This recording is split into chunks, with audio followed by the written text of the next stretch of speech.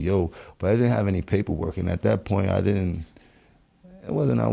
just, you would think certain people would take care of you better as a partner than the way you got treated. Yeah. How much does that shit hurt you still to this day? I don't care about it. If I was down, maybe I might be swinging in the air like when Ricky died and shit like that. You heard?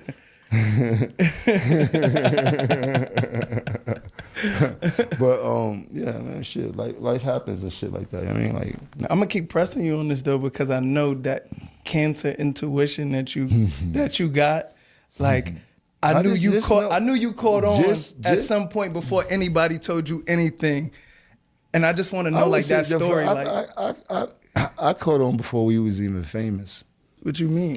I'm great at reading people's characteristics. I'm a very spiritual person, and I know who's who when I encounter them. And if you give me enough time around, you understand exactly who you are. You heard it, and I got to understand exactly how I need to use you in my life, or I don't need to be next to you. And at that point in my life, it was only two decisions. It was either go to the street or play your position. Yeah, nigga, you a boss and you help put everything together. This whole shit started in my grandmother's house.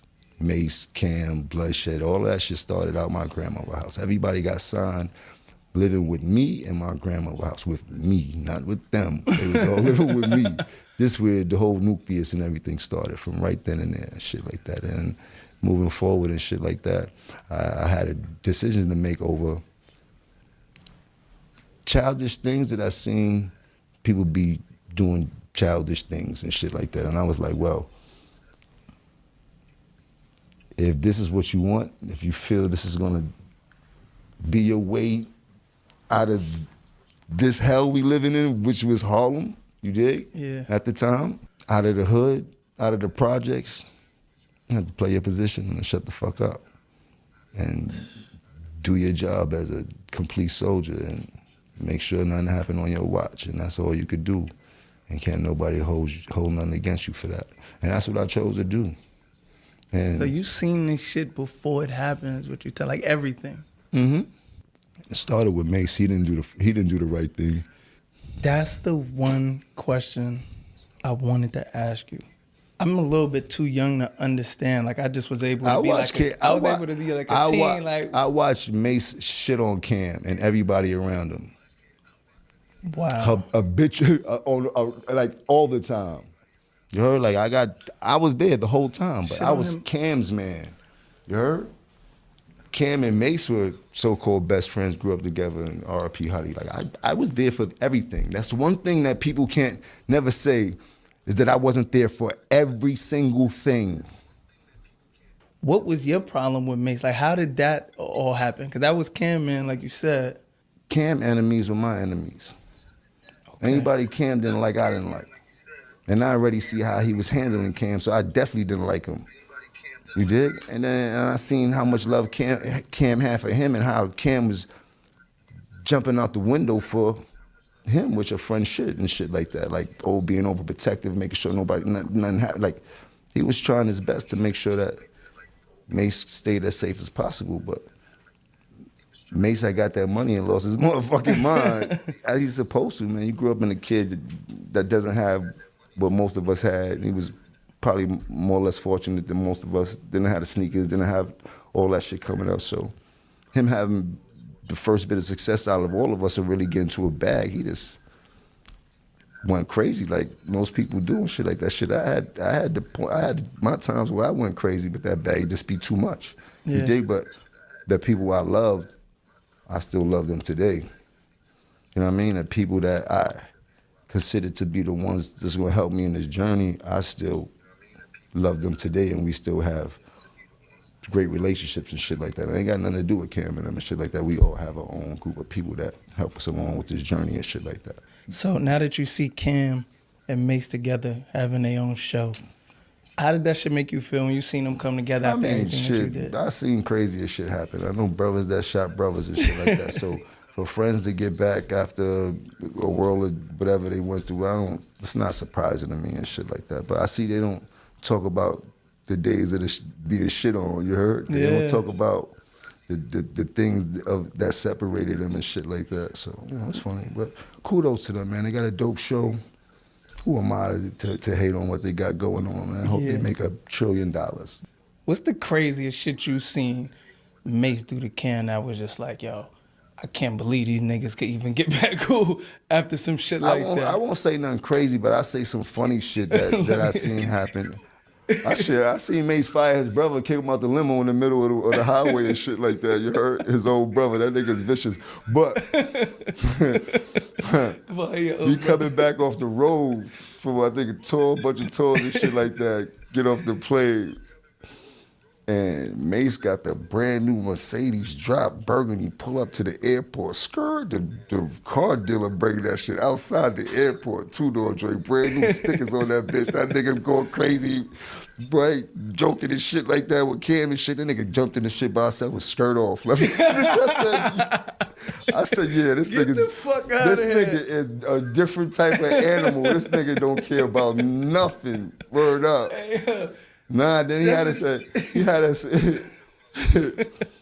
in a row with him because this was Cam started doing the hype man for him, and then we started doing some tours. I would be hyping Cam, so now I come out. So now he got us hyping both of them. Nigga had us doing dance moves, like coordinated dance moves on the speaker and shit like that. I never forget this shit, like matching outfits, coordinated dance moves, like what show. Well, Cam bust out that shit like, we ain't doing this shit no more. Fuck all these niggas, man. Fuck everybody, man. Kill one of these niggas. That was the last time we seen them until it is what it is, you heard? Even a Cam right now, he just did the interview with 50. For the younger audience, we had like a rap battle thing at one time. And 50, what you did, so we was having interior problems at Dipset. Nobody knew about this. Nobody knew that we was like not on the same page. Right. So when me and you were battling during our music thing, you got members of Dipset to come to your show. Them niggas be on my dick, right? Them niggas ain't got nothing else to think about but Capo. I did a lot for them niggas in their life. You heard? Both of them. Pause, though. Get off of my dick. There's only space on there for baby girl, man. Come on, man. Tugging on my shit like that. Yo, you never clear shit up, and we never hear your side of the story.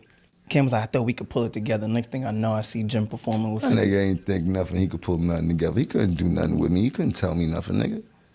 But let's not get this shit twisted. Like, nigga, nobody could tell me nothing, nigga. I was my own boss. I did what I did as a fucking soldier, because I was a soldier, nigga. You heard? I had the soldiers, niggas. Niggas didn't tell me nothing. You heard? I did what I wanted to do. I seen the shit wasn't going right, so I started doing what Jim Jones needed to do for Jim Jones, because the nigga that was supposed to be the Don wasn't taking care of the Capo. Started feeling like the Gotti movie, you heard? But what was the point where you realized I'm gonna have to do what the fuck I gotta do, because this shit. I mean, it was the last straw. Like there's nothing in my memory like, yo, that was the last straw, but it was just the sequence of the way things was going, and then it came to a point where I had to worry about who Jim Jones was moving forward. Then I was worried about anybody else, because nobody else was worried about me. I got to a point where I became famous too. There was a point where all the famous people know me. Then after that, it was like, shit, I'm just as famous as all the famous people. I can't do what I used to do for you. You heard? Somebody got to do that for me right now, because I'm super lit. You heard? But I put my life on the line for all of this shit, and you know, and everybody knew that. But niggas wasn't doing the same thing in return. What's something that stands out to you, though, when you realize niggas really wasn't for you? I know you say you've been seeing it, but there's a moment, bro, like, you know what I'm saying? Wherever that concert is. When you start to feel like somebody want to see you do good, but not as good as them, you're like, oh yeah, I know what this move is about. You heard? Everybody don't got the mind of a real leader. Who reached out to who when you went out to perform? Cause I had Ballin'. I had the hottest record at the time. My record was hotter than 50's records at the time when Ballin' spanked out and shit like that. When Cam did this shit with calling the station up over the cot shit and all that shit, I felt that was childish. That wasn't, like, you don't press no real buttons, and you're not about to come outside when it's time to really get active, nigga. So how dare you do some weak shit like that really didn't hold no merit? Like, you start going crazy over Koch, over a white man that been jerking us since we got signed there, and whatever backdoor deals you had with him serves you more advantageous than it served me. You understand what I'm trying to say? Like, so when that shit went on, I was like, that was kind of weak. That was corny, because at that time, there was no real beef. We was just the most powerful groups of individuals that's running New York at the same time. So in my mind, I was like, it's more advantageous for us to try to figure out how us to start to move and do tours and really go crazy and figure out, because that we were sizzling, but this nigga was on Mars, nigga. These niggas wasn't doing regular shit. These niggas was doing fucking arenas every night. We doing clubs every night. We got the city and the urban communities on fire and shit like that. In my mind, I see an opportunity for us to really start. You heard? Like, we had all the power and shit like that. My mind ran different and shit like that. So when he did that, I'm like, damn, that fucked all that up. You heard? And then it was like, now you want to start a beef with these niggas over what, though? So you never understood why he started beef with them? Nah, I didn't understand that. I heard what the nigga said, oh, Koch was a graveyard and all that type of shit. I didn't give a fuck about none of that type of shit. You heard? Like, and it really hit me. I was on fire at that time. I don't care about what you say and shit like that. We on an independent label getting stupid though. Like, we did shit that nobody did in the game. So in my mind, I'm like, oh, that shit was whack. I don't like how this shit is going. I got to start really doing shit that's going to benefit me, because niggas will seem like you won't want to see nobody else win. Right. And I need to win. I got to win in spirit. So, you heard? I didn't put all this work in for nothing. You dig? I didn't teach myself how to rap for nothing. I didn't jump all on this game to be famous for nothing. I need to capitalize and be just as famous as the most famous, most successful, rich person in this game also. I'm now in the game. I still got to know, like, how did that work? You performing, like... They called me like, yo, you want to come out and perform at the show? Shit, yeah, I got the hottest record, I'm popping out. And I wish nigga would look at me sideways, think they gonna do anything funny. I'm with all of that. We'll boom this shit up. It'll be nasty in New York. That's how I was living back then. That's what I was on. I wasn't on nobody's friendship. I was in there like a pirate. What's up? What's up? That's how I was. You dig? Like, hope everybody be calm, because y'all know this shit gonna go way left real quick. You dig? I'm here for what I need out this shit. Right. It's that crowd to hear me do balling, and let me get the fuck out of here. Yeah, so it wasn't no deep thought. Like, this is like, nigga, it's an opportunity. I got to go. Yeah, I was going there to do nothing genuine at all. Them niggas couldn't even dress. But he had a platform for me to perform on in front of thousands of people in New York. Yeah, I'm taking that. I'm popping out. Mm-hmm. Speaking about not knowing how to dress, there's a nigga named Lil Yachty that start talking crazy. I got the clip. I gotta pull this clip up. Not rap, like real life shit. Oh, as far as style goes, I mean, y'all got it. I don't think it's shit going on when it comes to like New York fashion. So like New York fashion, like as far as like y'all like Purple Label, Purple, and like Amiri. I saw it. Yachty called my phone after that. Like, yo, bro, I don't know what I was thinking. People took that shit way wrong. Like I was like, that shit don't really mean nothing. You know the name of his podcast, where he got that from, right? From you? Absolutely. What's your thoughts though when you think people think New York City fashion fell off? Like, they can never fall off. We create the aesthetic for what everybody's wearing still to this day. Shit, in the past 20 years, me and Kanye created two aesthetics that can't be taken away. You either dressing like him, or you kind of dressing like me, or you kind of mixing the two together. It ain't no, you know what I mean? And Kanye even started dipping on my side of the field, because he started with backpacking and polo and Tom Ford and all that, and then he started going into ripped up hoodies and dark clothes and all that type of shit. That's all representation of this rock star lifestyle, baby. Like, you dig? Like, that's that grunge look, like, and that's what I specialize in. That's what I brought to the table. I always liked the way that white boys dressed when I was coming up. Pause, ayo, like, you dig? Like Eddie Bauer, all that type of shit used to. Eddie Bauer, you dig? Like, it just was a different flex we was looking for coming up and shit like that. I never really got what everybody else got. Sometimes I didn't have the money for it, so I figured out the way to do some shit that make niggas go, oh, he killed that, or sometimes I just didn't want to look like, most of the times I didn't want to look like people. So I understood the playing field, and I watched what go on, and then I put my own mix to it, where you will understand, oh, he caught that. He went wild with that. I never seen you go too far, though. Nah, because it wasn't about one. This is hip hop. Niggas started painting their nails in hip hop. This is where the disconnect for me and what been going on. Even like with Weezy. Weezy went way farther than what he took from us. Like, he started out with this rock and roll lifestyle, skull and bone thing you did, but that was never a rock and roll thing. I just admired how the rock stars look, but I never was wearing everything they wore. I was taking bits and pieces and kept the Air Force Ones on, kept the Jordans on, kept the constructions on, good belt game. The chain gangs started being fly. Like, it just, they had a lot of, but I always kept it hip hop. You heard? It just was a different hip hop bop. You didn't see like, oh, this nigga looking weird like Red Hot Chili Peppers. Oh, this nigga, you did, like, you never thought that. When niggas see me on 106 in Park, you was like, oh, this nigga got a mean bop. That shit he be having on his cold. But it was shit that you could acquire. Like, oh, he got the Air Force Ones on. What kind of jeans is those? Yeah. Oh, he had a snakeskin leather jacket. Both, like, you dig? Like, it was everything that we represented uptown, but on steroids. So now I got on the $6,000 jacket on 106 in Park with the $400 jeans, but I still got the Air Force Ones on. Then we got the BB, like, you dig? It's, everything was still a hip-hop bop. But now I'm seeing, like, it's too much. Like, when niggas is wearing funny Rick Owens shit and shit like that, and all this wild shit, is like, yo, bro, that's not really hip hop. That's rock and roll. Like, that's golf. That's not what we represent. That's not dope boy couture. That's not dope boy fly. Like, you dig? Like, I wear Ricky too, but I ain't wearing Ricky kicks. I'm not doing it. That's not my. That's not a thing for me. You dig? No disrespect to none of y'all. I feel they look like Ronald McDonald shoes. My feet don't. My feet. No disrespect. I see. But that's the way. But that's the way. But then again, these kids are taking fashion out of hand because nobody got no creativity. Like, if niggas got on Ricky, they got Ricky everything on, looking wild. Like, that's not. Or they got Louis everything on, look like they just overdoing it, and they don't even look. You don't look as fly as you think you look.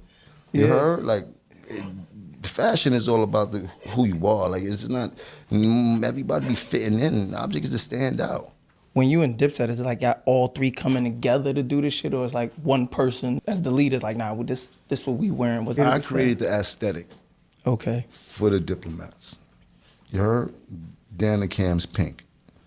You heard? He'll tell you. Nah. All right. Sooner or later, he gonna have to tell it. Where he got the pink from. That shit just fucked up my childhood. Somebody bring me a shot. If I'm lying, I'm flying. Bring me a shot, please. You can ask Dame and you can ask Cam, because those were the two people that were snapping on me when I came in and didn't get my truck. Wow. That's some shit. Down to the pink. Mm-hmm. I was supposed to get the caddy truck when we first got the Diplomat deal. I came to the office, I had on the pink Diodoras with the pink stripe, the pink polo shirt on. Diodora shit was, you heard? That shit was a and different type of movie. The pink was just lighting up the room, but the truck didn't get delivered, so they just kept snapping on me like, oh, this nigga got all this fly shit, no motherfucker. Cam was like, I'm taking that pink, I'm running with this shit. He like, I'm running with it. That shit fly. I'm going crazy with it. That was Killer Cam at the time. You heard? Like, whatever fits what we need, then that's what we gonna do. You heard? But that was Easter colors. I've been doing pink every Easter. Gray and pink, gray suit, pink tie. My mom's been putting me in pink and shit like that. Future and all that type of shit. Pink has always been my color. That's a great story. You could bring the shot. You come on camera. Come collect your fame, baby. You want a shot too? No, baby, I'm cool. Drink it till tomorrow. We're gonna have to drink tomorrow. We're gonna toast to that same rosé. So when y'all performed at the Apollo with Drake, is this something still where y'all gonna like come together and get some money when the situation? I can always get on stage with anybody. I don't give a fuck about that. I'm tough. Care about none of that shit, bro. If it's for the bag, I'm gonna go. You gotta ask them other niggas if they gonna go. If it's for the bag, means you well's gonna pop up. Zeke too. How did that feel when Drake brung y'all out? Like, what was your thoughts on that? That was super dope. You heard? That was dope for all of us. That was dope for the set. That was dope for the city. That was dope for Harlem. That was big, man. I mean, whatever's going on, Drake's still the biggest artist that we known to this day, period. I mean, it's everybody we could think about down to Michael Jackson, statistically, and shit like that, so. Yeah, you know, I gotta ask you, though. What's your thoughts on the whole Drake-Kendrick situation? I'm Drake, my man, you dig? Like, I ain't got no beef with Kendrick and shit like that, you dig? But Drake, my nigga, you dig? Are you able to still, even though that's your nigga, you able to, like, judge like, you know, who won the battle, not life and shit like that, but who you think won that battle? My niggas all the time, you heard? I don't even get into that shit, you dig? Shout out to Kendrick and them and shit like that, you dig? And not to say it like that, like, I'm not OVO, none of that type of shit. Like, don't be calling me every day and shit like that, you dig? Like, I just fuck with Drake, I like his soul. Like, that's a person that I had real conversations with, as opposed to, I don't have no relationship with Kendrick and shit like that, you dig? And Kendrick is from the West Coast. You dig? And it's just love. I know we got people that we both know, and I mean, shit, but I really have a relationship with Babe Bro. So you know what I mean. Okay. And I don't get into all of that. It is what it is. It's hip hop. Niggas been battling for years and shit like that. You dig? Nah, them niggas is both filthy rich. Ain't nothing going. I think they both be alright. You heard? Yeah. But then when it comes to the lawsuit shit, I mean, I don't think that that's something that I would do. Yeah. You heard? But then again, I'm not at that level. I don't know if I ever be at that level to understand the reasons of why he did that. You dig? Like, there's a lot of things that go on with somebody doing a power move like that. Like, anytime a person like that does some shit that he knows gonna be, it's like, it ain't just small fries and shit like that. Yeah. But when you're dealing with social media, people make everything seem smaller than what it is and shit like that, and quick to say whatever and shit like that. I mean, whatever it is, man, that's not my field and shit like that. You dig? If it works in his favor, I hope it do and shit like that. You know what I mean? But I don't think that him doing that with business is no reflection of the streets. Okay. And he doesn't feel to me like he is a street person like that. But I think that's two different things. That's straight business and shit like that. He's dealing with Spotify, some shit like that. Yeah, Spotify, UMG, is some whole other. Like I didn't hear him say he was suing Kendrick Lamar. Yeah. You know what I mean? I didn't hear him saying he was suing somebody personally and shit like that. Nigga, if I seen people sue AT&T and Pepsi and get a bag for it. Right. You heard? Like people win lawsuits all the time against companies and nobody hold that against them. Niggas like, oh, they got that lawsuit money. That nigga already balling. I never heard a nigga be like, oh, this nigga, oh, he sued a nigga. Oh, you suing niggas now for that money? I never heard that. So when we think about it, it's like, yo, is it any different than him suing Walmart? Yeah. You know what I mean? And not to put, I really don't care either or and shit like that, but thinking about what it is, like, come on, man. Niggas sue for people for dollars all the time. I ain't gonna lie though. I want Drake and Kendrick to get back cool. Hopefully that's in the works. Cause I mean, I think it could happen. I ain't see nobody die or fall out or anything like that. They two power brokers in the game. I think it'd be more advantageous down the line for them getting back together and doing something for hip hop that'll probably be one of the biggest anything. Even if it's a handshake, it'd be the biggest handshake that we've seen in the past 20 years. You know what I mean? Like, what's the chances of you, Cam, and Mace getting back? I don't think it's really gonna happen. We're two different type of people and shit like that. We always have. Competitive nature always been first before friendship. Remember, Cam, my man. It's not. So it's not you. I took the position of my position. Cam is my partner. I'm not his artist. I was the CEO of Diplomats. I made Diplomats with him. I was with him for every bit of his journey. I held him down. I took that position of holding him down. I'm not his soldier. You heard? I'm his partner. But in the journey that we had to take, I had to do what was needed, nigga. That's why I played my position. And that's why I'm able to be here and have a conversation with you, because I did what I was supposed to do. If I didn't, I don't think I'd be able to have this much success or this good grace. We just on two separate sides of the fence. You heard? Like, they do what they do, and I do what I do. I'm very different from them, my brother. You heard? Like, very different. For real. You did? Yeah. Like, way different than them and shit like that. And I ain't here to put nobody business out there, none of that type of shit. I'm not that type of nigga. I ain't here to talk down on them niggas. Yeah. I don't care. Them niggas know what I do. You heard? And they know what I've done. And they could dance around it all they want and shit like that, joking, but they know, nigga, if I get upset, it's gonna be a real problem. And I can tell you about times that I did get upset. And I can tell you about times that they don't want me to talk about. You heard? The both of them. You dig? Like, this shit ain't no game. They can't play with me too much. I give them the floor to do that because that serves me no purpose. I got too much shit to worry about, too much shit to do. I'm trying to get to a real bag, a real different type of bag, and I'm trying to help out more than I took. You heard? See, that's where I'm at right now in life. I'm trying to give more than I took, because I got to take a lot in life. You heard? And where I'm going, me giving is gonna help me get. You just popped out at the Barclays with the young niggas. Yeah. That energy, fun. that Harlem record, that shit fun. shaking the streets in Incredible. In a different way. I still can't believe Incredible. You're the only artist I've ever seen get better as you got older. Yeah. How the fuck do you get better with age as an artist? You know, because most artists stop caring. You know what I'm saying? They kind of live off the legacy shit. And you not laying your foot off the gas. It was more urgent for me.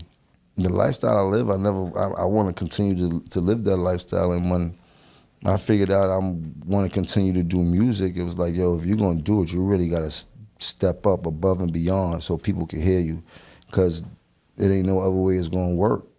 Man, when I came back to New York, I told this to everybody, it was Fred the Godson that really rest in peace. Gave me a lot of inspiration. Every night I would see him in the studio, and I'm still not knowing what I was doing. He's like, bro, you need to get in that booth, bro. Niggas fuck with you. Like, niggas fuck with you. You need to just go crazy. Like he was like egging me on like every night. And I started getting in the booth. I just started boxing. And then he was like, yeah, you getting it, champ. You getting it, champ. Yeah. Who do you think is the next biggest thing out of New York City? I would say King Streets, hands down. I would like, you dig? Like, I'll put the house up on him. I'll put all the jewelry I got on Fall right now. Rockaway, King Streets, what's up? Yeah, and all these artists though that be self-indicting themselves and calling niggas rats.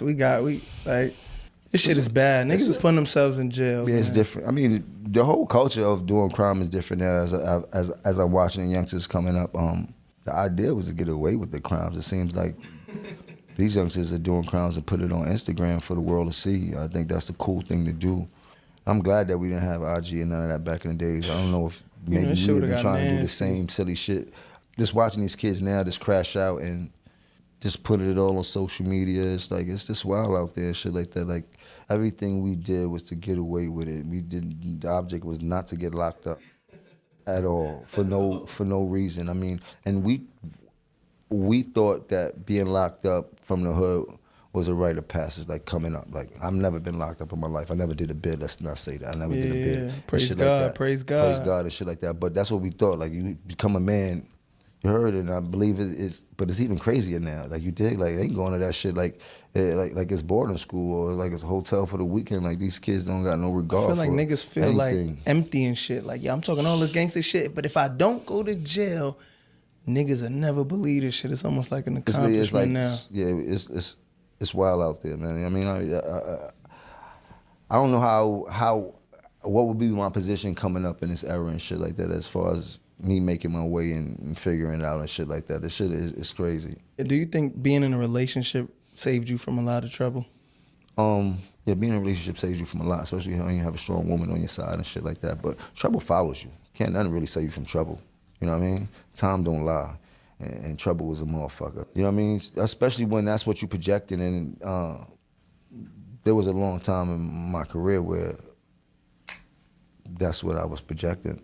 You know, I know you got the Vamp Life Foundation. Mm-hmm. Vamp Kids. Shout out to Vamp Kids. Mm-hmm. You know, I locked in. I kind of see, you know, all the community work you've been doing. Yeah, I'm doing something dope, actually. Like I said, I do it selflessly, man. Whatever I could do to help the community or help the kids, like that, it's no better feeling. Like I was able to create a program for kids with Reebok that's supposed to happen in the beginning of the new year. I don't know if I'm supposed to talk about it, but I was talking about something on one of these shows where these big companies and brands should figure out a way to give back to these kids at high schools and shit like that, according to their academics and athletics and attendance and things like that. Like, give them a chance to get this drip, because that should be so expensive. And if they give you certain type of grades, then maybe they should be able to get a discount or a certain amount of points. And the owner of Reebok heard it, the interview, told Shaq to call me. And then Shaq was like, nigga, put this shit together. So I ended up putting up a whole program together for 2 high schools that we're doing in New York, starting with 2 high schools as a catalyst. How many kids do you got total? I don't know how many kids are in the high school, but it's 2 high schools, one in Brooklyn and one in Harlem that we're starting with. So every kid in the high school has a chance to redeem these points that they'll be able to get free items from off. I think it's Reebok, Nautica, a few others that are involved with it and shit like that. You know what I mean? Things I wish we had, like, nigga, I'll bust an A to get a free pair of sneakers every report card. Absolutely. You know, I'm Justin LeBoy, the king of toxic. You know what I'm saying? I'm gonna always, you know what I'm saying, get to the love and relationships and all. That's my favorite shit to kind of get into. But, you know, it's a lot of niggas out here that's not doing the right thing for the women that they in relationships with. I want you to let the fellas out there know how important it is to invest in your woman. Let them know. It is if you find the right woman that's worth investing in. It's tricky out there right now as I'm watching and how these ladies are carrying themselves and shit like that. Like, I mean, yeah, we all had them type of women and shit like that, but I come from an R&B era, so. You was crying. You was on your Keith Sweat crying for pussy. Gangsters was listening to R&B music back when I was coming up. You heard? Like it was a little bit. It was a little bit more chivalry left when we was coming up. I think we like the last era that kind of really catered to the women and shit like that. I don't even really hear no R&B music outside no more. Everybody's about getting lit and baddie in the bag and shit like that. So R&B dead. When you're dealing with a generation of females that are more concerned about the bag than they are concerned about the man, then it's like, well, how can you force a man to go over and above and beyond for a woman if they feel like all these bitches are doing the same thing? Damn, that went completely different. And that's to take nothing away from the women. I don't want nobody to start bashing me. Men ain't shit. We know that. I come from the beginning of time. We're natural predators. They come with the territory. You dig? I'm not sticking up for any men, but I am saying that men ain't stupid neither. We do know naturally you're supposed to be the breadwinners to take care of women and shit like that, but nobody wants to be used. And if you are being used, you want to be used in the right way. You don't want to be misused and shit like that. And there's a lot of women that's misusing these niggas out here right now. And some of these niggas are weak enough to let the women do it and shit like that, and that's the problem. Most of these niggas don't have no game or never been in a position to even get with any chick, so they fuck it up by giving them what they want, and that's the money in the bag and shit like that, just so they could get some ass and shit like that. You heard? I'm from the era, man. The pussy is free, but the crack costs money. You heard? Like, we wasn't trying to pay for nothing. You dig? Like, I mean, naturally, as a man, when you get to know a female, that shit come with the territory and shit like that. You got a couple dollars and shit like that, you're gonna take care of the woman that's with you at the time and shit like that. You know what I mean? But out here, everything's about the bag. There's a lot of prostitution going on out here both ways. You heard? Like, so before you got into a serious relationship, there's a lot of purse Jim holes wasn't out here. Nobody got a story about Jim tricking. I'm from Harlem. We don't trick. I got tricked on and shit like that, but we don't trick. Whoa. Fuck you mean you got tricked on? I mean, about females. Females used to buy me a lot of things when I was coming out. Like, I used to get new shit every day from females. I used to get fly and shit like that. Bitches buy me whole outfits every day, shit like that. Nowadays, they call you a bum-ass nigga for taking gifts from women. They call you a bum-ass nigga nowadays? Absolutely. These niggas ain't got no game. You heard? Like, these niggas is weak out here. What type of shit you saying that's getting you gifts? I'm a Harlem nigga. I am from Harlem.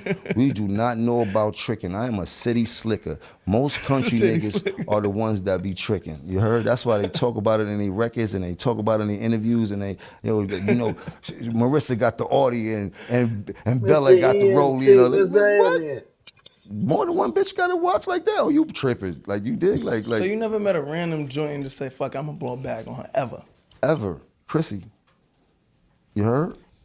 As a man, somebody's out there right now, they watching this interview, and you have somebody that you love.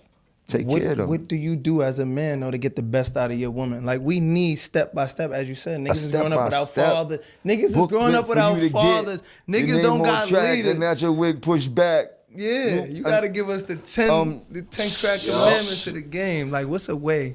You gotta know that you're taking care of yourself before you take care of anybody else. You heard? Okay. Yo. If you're not a responsible man and you're already having problems in your life as being a man, you can't get your bills paid, you fucking up the hustle, you never can work right, like, then it's gonna the relationship ain't gonna be no better. So broke niggas should stay single. Yo. I wouldn't say broke niggas should stay single. I would say irresponsible niggas definitely should stay single. You heard? Because a broke nigga just might be down on his luck, but he might be a responsible person and know how to treat a woman. You heard? Money don't equate to everything in this in a relationship and shit like that. Yeah, you do need money to take care of a woman and shit like that. You dig? I would say that's the number one thing yet. But there are women that's willing to ride it out. You dig? And if you're a responsible person and she understands you got ambition, then that's Yo, ENT, can you hear me, bro? Don't understand how to take care of a woman. They don't even buy girls flowers no more. I don't see that shit going on Man, too let's much. talok about that. You heard? Why niggas stop buying flowers? I still get flowers to this day, bro. You heard? Like, I still go buy flowers Yo, to this day. can you hear How long me? y'all been together? 20 years. And you still buying flowers? Still buying flowers to this day. You dig? Like, you have a woman, you got to treat her as such. Like, you got to damn near figure out how to feel like you still dating and shit like that when you in a real relationship and you've been with a woman for as long as I have. You got to figure out ways to really kind of keep this thing going and shit like that, to really show that the love is still fresh and you know what I mean, always brand new and shit like that. Else it's going to be stale and it's going to burn out and shit like that from a person that's been with a woman for so long as I have and shit like that. You know what I mean? But dealing with a woman is tricky, man. It's, you know what I mean? Like, talk about it. They say happy wife is a happy life. You know what I mean? Now I got a crazy hypothetical situation for you. You, Chrissy, and Mama Jones walk into the car. Who's getting into the passenger seat? Oh, Chrissy is. Okay. Mama getting in the back? Yeah, unless my mom's jumping in front. Like it's like to her, Chrissy is like who knows? But if in that situation, yeah, Chrissy is. Chrissy's my woman. She gonna jump in the front. Mom gonna jump in the back and drive us crazy. You know, we ain't got no problems in our family like that. There's no struggle over the son and over. You know what I mean? Nah, we don't go through that. We've been through things like that and shit like that. You know what I mean? But overall, my moms know that.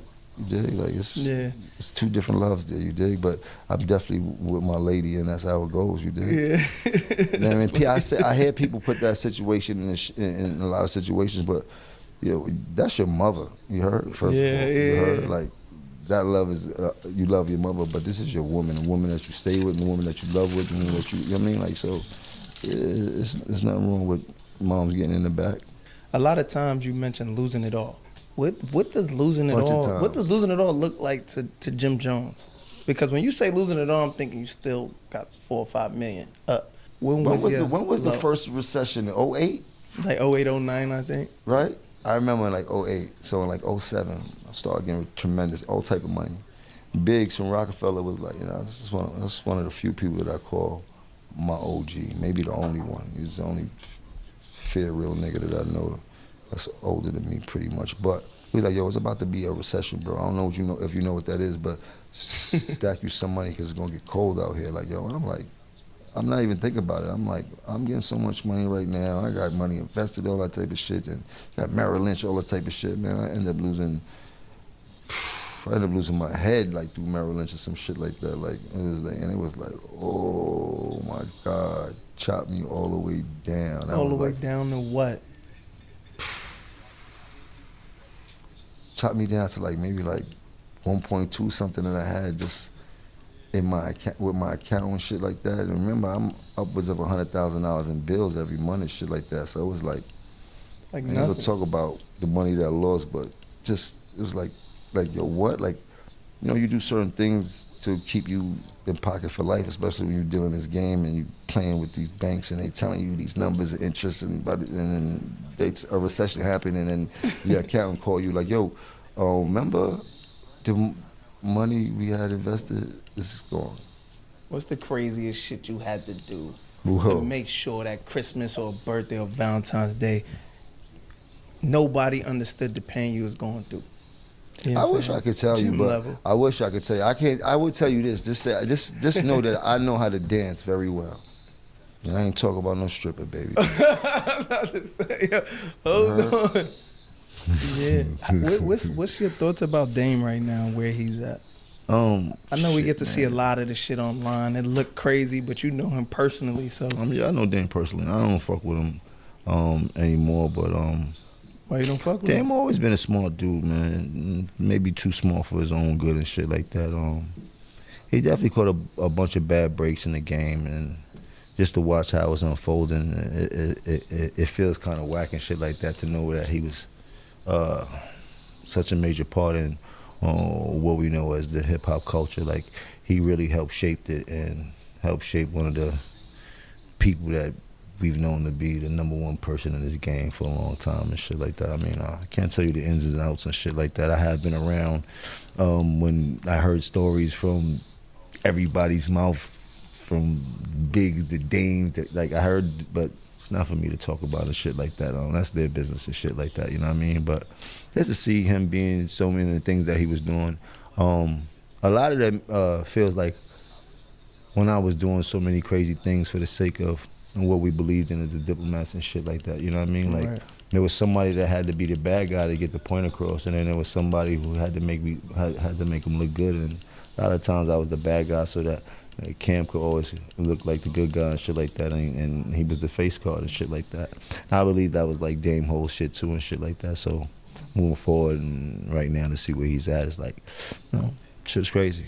You dig? Like, why you don't fuck with Dame no more though? We went through some business shit where he didn't hold up his end of the bargain and shit like that, and I'm real keen on doing business with people that I love and do some bullshit. What happened? You want to care to elaborate on that? It ain't even nothing to put. I mean, like he just did some shit that I just don't agree with business wise. And when it come to money, I don't play with that. You dig? I need mine. I need mine. She could go left. You dig? So you know what I mean? I chose this. Sometimes that's a small price to pay to not have to go through none of that bullshit no more. You know what I mean? All the artists now is like, big on going independent. Mm-hmm. You've been able to do label shit. You've been able to go independent route. Mm-hmm. I would love for you to like walk us through each situation. You know what I'm saying? And how that works. It worked for me independently because we already had some hot. Diplomats was already a household name, so when I was asking Damon for $1 million, they thought I was crazy. And I was asking for $1 million. I knew how to direct, engineer, I did everything. And I knew what I was worth, but they wasn't trying to hear me. But thinking about it, when I had just came back from Houston and shit like that, I had lived out there for a couple years. I had a club Dipset out there back in the days. Oh yeah, I remember that. Hold on though. When everything you've done accomplished, everything that you did, when he says no to $1 million, what goes through your brain? Oh, I mean, it wasn't really nothing like that. In my brain, it was like, oh, word. All right, I was letting you off easy. Now I'm gonna show you why you should have gave me the $1 million. That's my attitude. Like I don't let shit discourage me. It encourages me when people tell me no or try to block me from doing something I know I could do and shit like that. And I was telling Cam like shit. And Diplomats is the name. People are gonna go to the store to buy the record. They don't give a fuck who printed up. You heard? So we can go anywhere as long as there's a Diplomat bird on it. They're gonna buy it. Right. We could go independent, and that's when Koch was on the independent label at the time. But at that time, I didn't understand what their independent label mean. I wish I did. They were an independent label, meaning that they had the power of distributing other artists, but they were giving out real artist deals on the flip side to the artists that was coming to an independent label. I thought we was doing something like that when we really wasn't. You heard?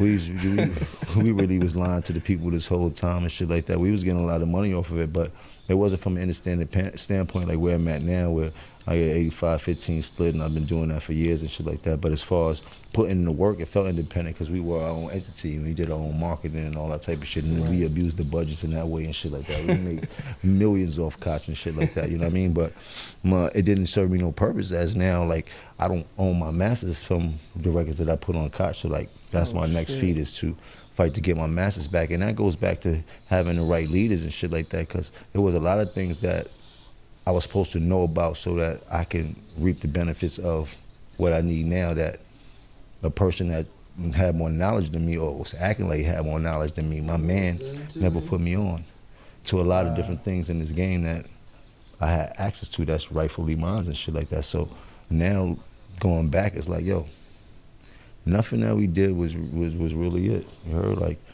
anything that I did with Diplomats was out the love of my heart. He said I was a CEO. I never had no paperwork. My name wasn't on nothing that I owned. And his name was on everything. I never got no publishing checks for shit that I wrote damn on everybody's album. I never got no writing credits. None of the type of shit that niggas get now and deserve to get and shit like that people was getting back then was none of the things that a nigga that's supposed to be my brother put me on to. Right. You heard? Try to blind you with little money and checks and shit like that. But that don't make you part of the business and shit like that. My name was never on nothing that had to do with nothing to do with Diplomats. You heard? I was an owner by right because I was a part and I started that shit. I named the name Diplomats and shit like that, you dig? But rightfully, business-wise, niggas don't do business right. So when I be looking and hearing shit like that, I laugh because I know how tough I am, bro. Like, don't do that, bro. I start exposing you and they may turn you into a bad guy out here. Don't do that, bro. You dig? Like, so doing all this joking and shit like that, I start get dead serious. But yeah, shit like that. You dig? Like, so y'all hanging out together, y'all brothers, but there's two different double live shit going on. It's I mean, I don't know if it's like you don't know what's going on the business side. Like, this is some shit you never we never gonna talk about, but we gonna kick it every day. That shit is crazy to me. Now, you flip side, any artist that I ever had, I always put them in the best position they could be. Even with the dude that was locked up and shit like that, yeah, in the beginning, I took advantage of only thing I knew because that's what I learned from the leader that I had. Who was locked up? I ain't say, you know who's locked up, but we ain't gonna say that. He did one of the artists I had and shit like that. In the beginning, it was like that because I was taught from, you only know what you taught, you dig? So naturally moving forward in this game is to be sold, not told. I was blinding people with the money, but I paid people more than they was worth and shit like that, you dig? But on the flip side, I took advantage of the business. That was in the very beginning. And after that experience, I never ever took advantage of nobody else in my life when it came to doing business with music. Even with that, I relinquished the ownership of his publishing, you heard? Wow. Because I could have still owned his publishing right now if I wanted to and shit like that. But in my heart, I knew that's not the right, that's weak, that's weak nigga shit, you heard? Like, that's not how you know what I mean? And moving forward, like, and I've never, like, he asked Peso and shit like that. Like, I'm very delicate when I deal with artists or get in business with artists and shit like that because I know how crazy it is with the game. I never want to feel like these artists think that I'm trying to take advantage of them because I'm not. That's not what we're here for. We're here to do business together and shit like that. Like, I want to teach you some shit that they ain't teach me. So you could probably be more successful than I ever would be because you got the knowledge that I didn't have. And you can ask them. That's how I approach it. I really speak to these niggas. I really get these niggas game, like you dig, and I lead by example because I'm still outside active. Super active. It's hard to unlearn the shit that you learn, though. You know what I'm saying? Yeah, especially when they can pay well. But your heart tells you what's right if you got a real moral compass. Like I told you in the beginning, I grew up a little bit different, even though I grew up rough and shit like that. I got a real moral compass, and I really like to treat people good. Yeah. I don't got no evil in me like that way. I want to treat people bad. It's never been me. Hurry, I beat a nigga up and try to help him up at the same time. You dig? It's like that's the type of nigga I am and shit like that. Like that's the last thing I want to do and shit like that. There was a time where we all go through what we go through, but overall who I am, like I ain't that type of person and shit like that. I don't like taking advantage of people. Yeah, I seen you knock the nigga out walking down the steps. You probably tried to help him up too on the escalator, no? I definitely seen that. Dolo too. It seems like, you know, when I first used to see you out or when you used to pop out, man, I used to see 100 niggas. And I'm sure it's still somewhat, man, but to see you pull up to this interview, it's a lot has changed. I mean, I got older, man. I'm a grown-ass man right now. Like you said, I've been in this game so long. There was a time that I was ranting and raving around here with 30, 40 niggas everywhere I went and shit like that. And trust you believe right now we could make a phone call. I believe about 30, 40 will still pull up. You heard? How many you think will still pull up right now? Peso, you heard? 200. Nah, but you know, you get older and shit like that, and the way you used to move as a child is not the same way you move as a man and shit like that, and that's in life, you know what I mean? And there was a whole different era back then, and most of my comrades that I was running with are either dead or in jail right now and shit like that, you know what I mean? So I'm in a place where, man, I gotta lead by example and shit like that, you know what I mean? So Jim Jones still here, respectfully, Justin LeBoy Show. This the part of the show. I meme everything I say. We gonna pull some memes up, Jim. You know, obviously, I'm the meme god and shit out here in these streets. I want you to look at a couple of them dice. You could chime in on this one too. Want to hear your voice, nigga. Bronx, what's up? This is something that I thought could really relate and really, you know what I'm saying, something we could all relate to right here. Strangers will make you rich. Stop crying about family and friends not supporting you. That's a fact. I tell that to people all the time, bro. You dig? They say a prophet is never loved in his own home. When you go abroad, you get treated like a king. That shit is crazy. Let's get to the next one. What? Pat Poose be picking the woman you can send downstairs to see that noise was. Shout out to Pat Poose, man. Shout out to Pat Poose. Shout out to Remy. This one right here. What the fuck it say? Coming out of jail with no what? With no muscles is insane. The fuck was you doing in there? I gotta get some real glasses. My eyes fucked up. Nigga ain't do no push-ups or nothing. I know mad niggas that come home with no muscles. Like, nigga, what the fuck was you doing in there, bro? You came out here looking worse than you looked before you went in. Like, this is wild. Like, nigga. How you do 10 years, come out of jail, out of shape? Fuck you doing in there, my nigga? It ain't that fun. Yo, this for Dice right here. Just because I'm in your inbox doesn't mean You look good. I'll fuck something ugly too, nah. That's wild. Listen. I know a lot of niggas' attitude. Like, that was my attitude when I was younger. We ain't had no inboxes though, but I had an attitude like that when I was younger. Sometimes you gotta get your confidence up and fuck you an ugly bitch. Yeah, absolutely. This shit said, you fucked me to sleep and really went through my phone. Jim, shit, it's truth, my nigga. The time you went to sleep, shorty went through your phone. I don't really play that. I don't really get into that. So nobody ever went through your phone before? Nah, I don't do it. You never went through a phone before? Keep it 100. I ain't into that. My nigga, you ain't gotta act tough. You went through that phone before. Nah, bro. I'm not into that, bro. I ain't looking for nothing I don't want to see, bro. You better stay out them phones. It's a scary place, my nigga. I went through a phone before. I went back to my birth weight, Jim. That shit had me at 100 pounds in a 2T.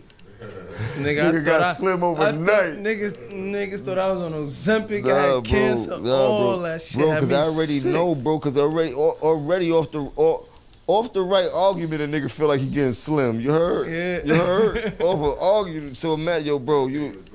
Nigga can't even drive right. Niggas be ready to crash, bro, man. Hey, yo, Jim, man, you a legend. Thanks for giving us all this game. I feel like this one of them interviews everybody gonna really learn a lot from. To everyone out there watching this, thank you for tuning in. Respectfully, Justin LaBoy Show, episode 1. We want to take them uptown, New York City. We about to go uptown and really get even crazier. We coming uptown right now. Yeah. Hold on, Jim. Before you leave, we got to pay the bills. What we got to do? Shout out to Dell and everyone at StockX for sponsoring the show. This is the first ever podcast ever sponsored all the way fully by StockX. You know what I'm saying? We got to shout out to the partners. Jim, what's your favorite brand at the moment right now? Like what? Clothing brand. Clothing brand? Like what you on these days? Are you still? I really don't got no favorite brand per se like that. Like my favorite jean I would say is purple. I do like Casablanca. My man Sharaf be going off with the Casa. I like all. I mean, my fashion is different, bro. I like what I like. I don't care what it is. I could be in motherfucking CVS and see a T-shirt I like and shit like that, or go to Gucci and buy a jacket I like. It's all the same to me. Like, I'm putting on genuinely what I like. I ain't got no rhyme style or nothing pattern. I do got a uniform and an aesthetic that I keep with them. You know what I mean? And that's it, bro. I go for broke. Hey, yo, shout out to Jim Jones. Respectfully, Justin LaBoy Show. We rapping. We on the way to Harlem. We not done. The mobile lights is coming out. Yeah, if Louis is closed, nigga, we going somewhere. We gonna go to El Harlem. Portos. You heard? Let's do it, nigga. We gonna get you the acclimated. whips is outside. Let's do it.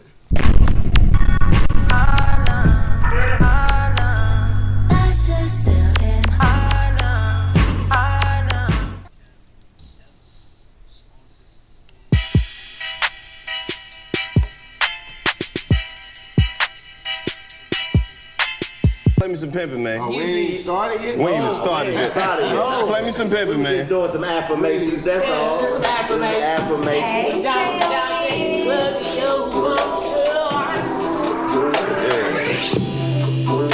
Gotta play some pimpin' while Snoop here and let the mood get right. All the way.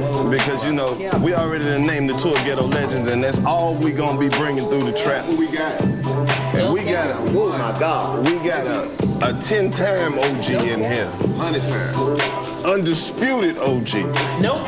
Speak on it. 30 years in the game. No cap. Hundreds of millions of records sold. A pop icon. A movie star. Not only is he a rap superstar, he owns the label that gave him his first record deal. It's making full circle. Probably a fucking billionaire at this point. The chief ambassador of smoking. None other than everybody's favorite uncle. Snoop Doggy Dogg.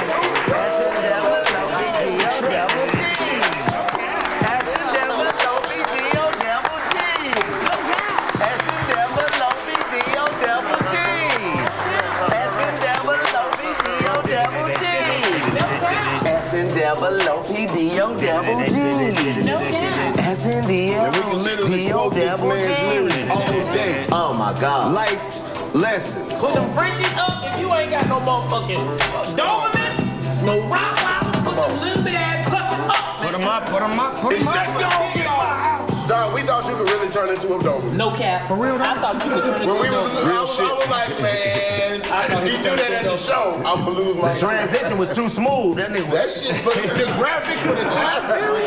He transitioned smooth as fuck into that Doberman. He was like, I ain't worried about it. Turned into Cocker Spaniel smooth too. Everybody turned into one. I'm like, niggas ain't with Snoop turned into dog. Now I be smoking weed listening to Snoop. You know and what? I always wondered, how did you know them hoes was leaving at 6 in the morning? No cap. Because my mama was coming back at 7. Come on.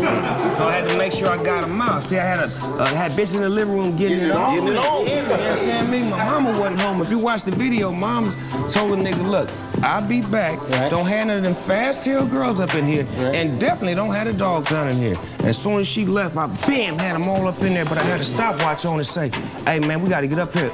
But then we stopped looking at the clock and we was partying and mama came home. The mama came home. And Pop shot the party up. I want everybody out. Everybody! All right, we want to take it all the way back because everybody who's a real hip hop fan know that we got the Snoop Dogg debut on the Deep Cover soundtrack. Like that? Hell yeah. Yeah. So What year was that? shit. 91, New Face, what right? year was that? 92? 91, 92? May 92?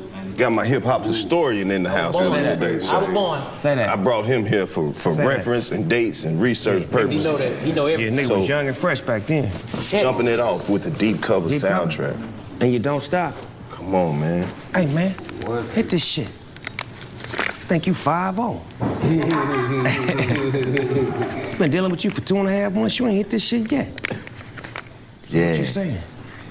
What you saying, Snoop? Deep cover. Nigga pissed on He Lawrence didn't even know how Fishburne deep I just hit shoes. him with, right? Did I go deep on him? Oh, hell yeah. Went deep on him, movie scene like. Come on. So it's like, we saw you become a rap star and a movie star, and now we seeing you become a fucking label owner. Right. The label that gave you your chance, man, how you gonna pick that up and keep that torch going? You know what? It was like, I done so much in this music industry, it was like I had forgot about my legacy. I was so far ahead of it to where I was doing things and working with different musicians and spanning different genres. Then I had to think back to myself, I was like, damn, I don't own Doggy Style. I don't own the Dog Father. Them my first 2 records, that's like my 2 feet to stand on. So I'm like, I gotta figure out how to get that shit back. So for many months and shit, I tried to position myself as a businessman to go try to work it off. Like, you know, the people that had it, hey, let me come work for y'all and, you know, position myself to get my shit back through labor. Right. And then they wanted me to be a hoe. So, you know, the pimping, fuck y'all. I'm finna go over here to Def Jam and learn a little bit of corporate work, because I don't know corporate yet. Right. I only need a few months. Right. You give me a few months around the shit, I'll learn it. I'm a fast learner. Go to Def Jam, get a job in a position, drop a record, get Benny the Butcher signed, get Hip Hop Harry signed, learn a few tricks of the trade, find out that the niggas that had it, that wanted me to hoe for them, then sold it to some other people. So now, one of my big wig buddies called me and said, hey, dog, I know the people that got Death Row, and they don't know what to do with it. Let me holler at them. I know just what to do with it. So I hit them and like, let me work for y'all. The play was cool, but it's like, yeah, fuck that. How much to buy this shit? How much to buy Death Row first? How much for my masters? How much for all of the masters? How much for Suge Publishing? Give me all that shit. Stick up.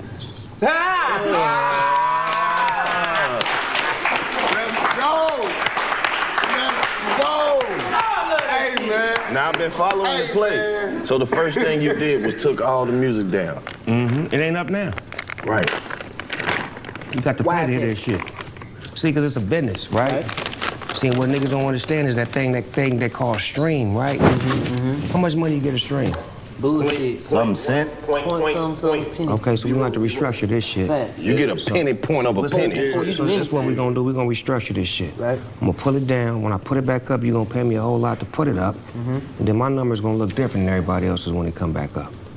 If not, I'll hold on to it and I'll create my own app just like Disney and Stars and Hulu. And 85 South, you know, we got an app. Hello, and it will be a Death Row app where you can get it here, and your membership and your subscription will get you all the access to it whenever you want to. So however you want to play with me, I'll play back. Right. And then do you, with you buying all of the masters and getting all of the music back, do you have stuff that hasn't been released? Oh yeah, it's a couple of records that's unreleased, and then I'm working with Tupac's estate right now because I got a great relationship with the people that's in control of his estate, and we doing some things together. So, and then Dr. Dre's Chronic album, you know, that's back in his possession now.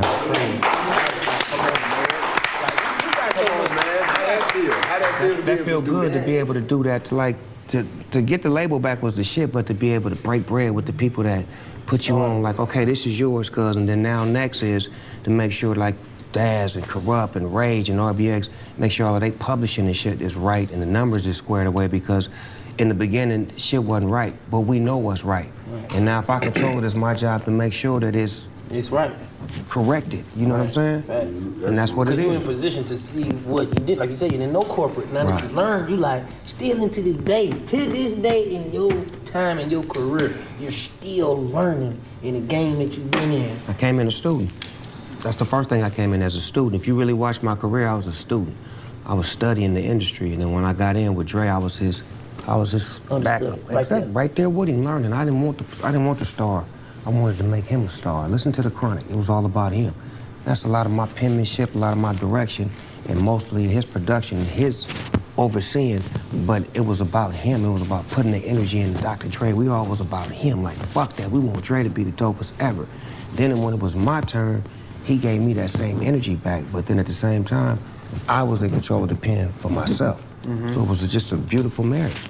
Did y'all know at that time when y'all was creating the Chronic and Doggy Style, did y'all know as you was creating it that it was gonna end up being what it was ended up being, or did you just know you had something special?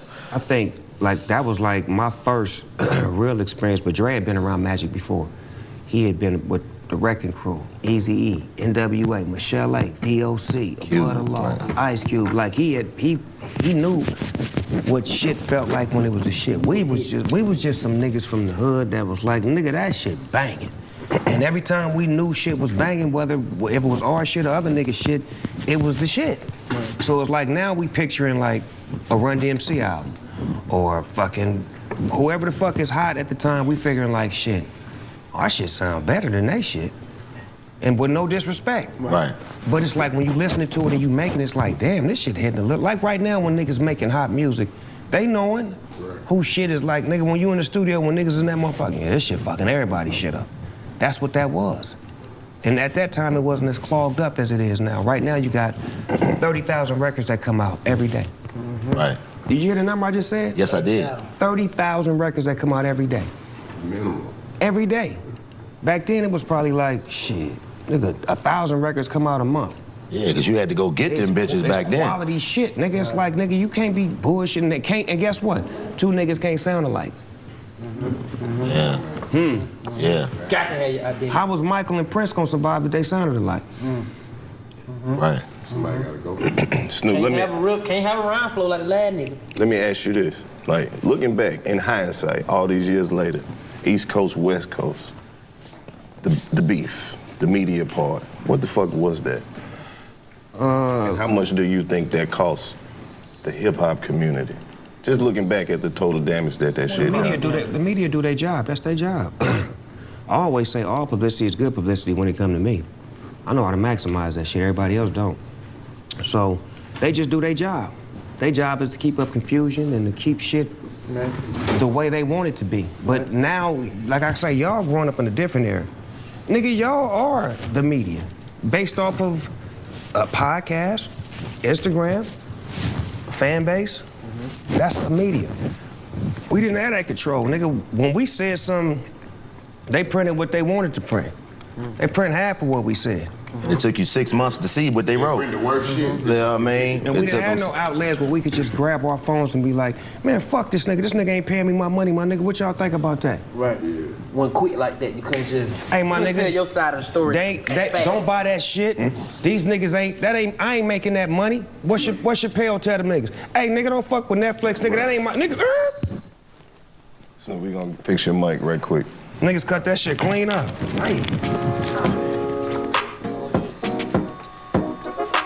I mean,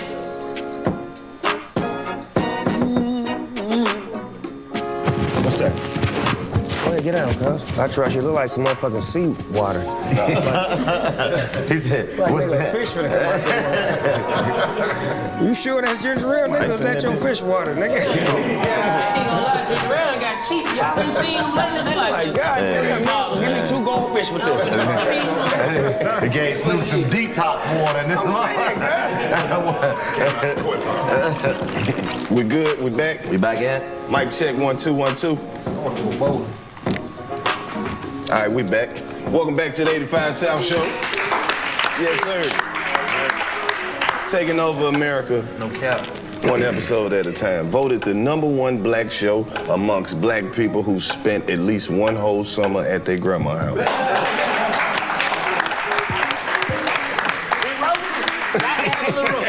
Gotta have some roads. With none other than the OG Snoop Dogg. Say that, man. What up, dog? OG, coming from a youngin' point of view, like, even to pick back up earlier what we was talking about, just respecting the icons, even no matter where they at in their life, if they inspired you, you know exactly what they did. So people don't understand that motivation is spread through love, you know what I'm saying? So it's like, I'm a youngin'. To watch what y'all did with Tupac, give us a story that when you realize that Tupac was like, oh, he different. This motherfucker different. Shit, when the nigga got out, he was my friend before he got out. Right. So just know that part, that he was my friend, right? So now when he get out, he's more than my friend. He's like my brother, my motherfucking comrade. It's like it's me and you against the world now, cuz. So I take on what you take on what I take on. Right. So the thing I loved about him was I was so content at that time because couldn't nobody on death row fuck with me. So it was like, and that ain't disrespect, that's just saying that You was the head honcho. You was the captain of the ship, I right? took my position as far as like, okay, it's me. Right. But I wanted him. So it's like, LeBron, hey, bring me cuz. Right. I'm gonna win with this nigga. Right. He ain't got no team, but that nigga play his ass off. He go crazy. Bring this nigga over here. Right. He teach me how to work harder. He like, we in the studio the first couple of nights he get out. I got a room, he got a room. We make a song, we in that motherfucker just listening to it for like 4 hours. Niggas got bitches up in there, niggas, this shit banging. Right. We go in this nigga room, he on his 5th song. This nigga make a song, as soon as it go off, pull the next beat up. You ain't finna be listening to that shit. That's the engineer job to mix that shit. Next song. Nigga, everybody in the, you rap, nigga, write a verse, let me see if you can get on this song. You got a beat, nigga, let me hear something, pull up something. Boom, boom, boom, boom, 5, 6 songs done. Giving niggas a shot, they're like, why you get that nigga a shot? Then you hear the song, be like, damn, that shit bang, who did that? That nigga that was in the corner that Pac let do the beat. Like, he was resourceful like that, like, a loving motherfucker in the studio, like, this kind of room right here, Right. love this shit, because he gonna find something that everybody can bring, even if it's all y'all say this shit at the same time.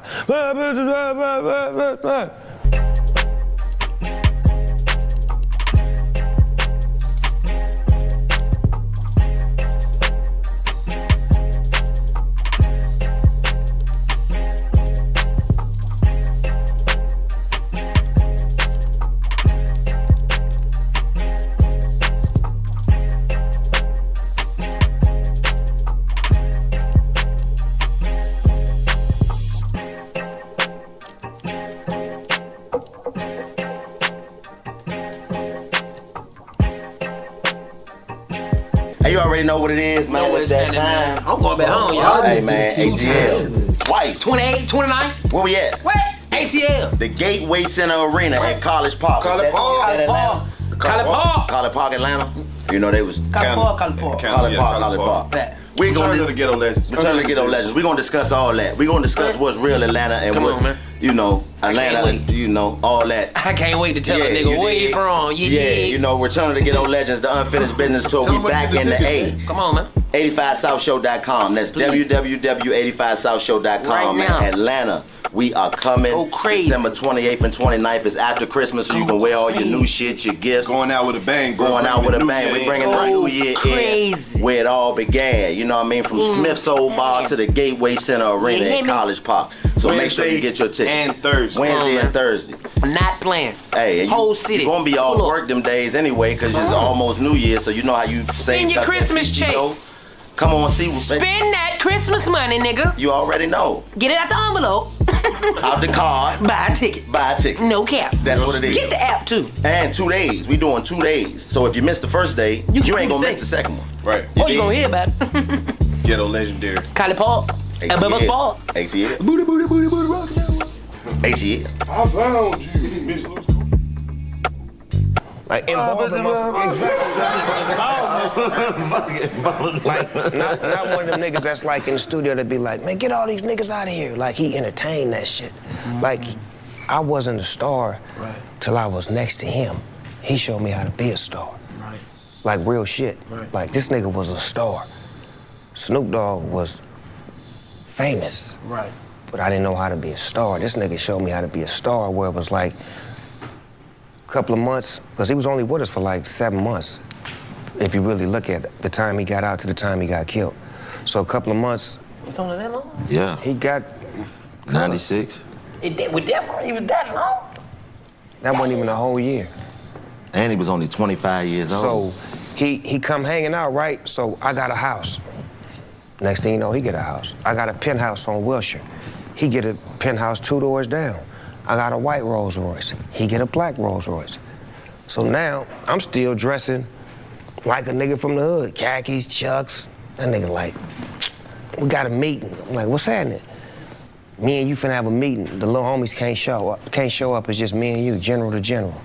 So he like, nigga, we stepping our game up and shit is this. We got